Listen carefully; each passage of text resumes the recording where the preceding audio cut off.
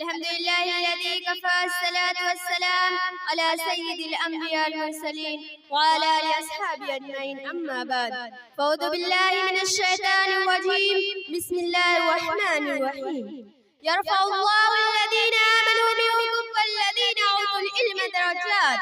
حضرة رئيس الحفل المأمون والإخوات في الإسلام، إني أريد أن أتكلم أمامكم حال موضوع الطالب الآمن، فالتماس منكم جميعا أن تستمعوا إلى خطبتي وشجعوني على عمل. أيها الإخوان، إن الله تبارك وتعالى بعث الأنبياء والمرسلين إلى هذه العالم لإخراج الناس من الظلمات الحالكة إلى النور الساد، فأرسل الله تعالى إليه التحيات قبل كل نبي، ثم أرسل النبي المصطفى صلى الله عليه وسلم في الآخر خاتما للنبيين والمرسلين، فأوحى الله تعالى إليه: اقرأ باسم ربك الذي خلق الإنسان من علق، اقرأ وربك أكرم الذي علم بالقلم علم الإنسان ما لم يعلم.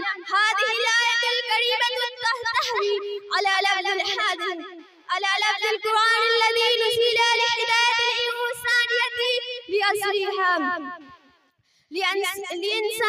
بأصلها.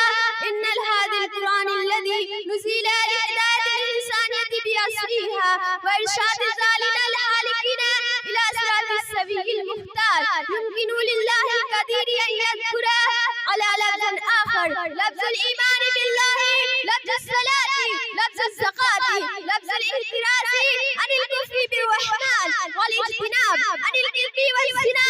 ولكن ذكر الله تعالى القراءة، فالرجل الذكي الفتين يتوجب عليه أن يقف وتأخذ الحمد لله رب العالمين.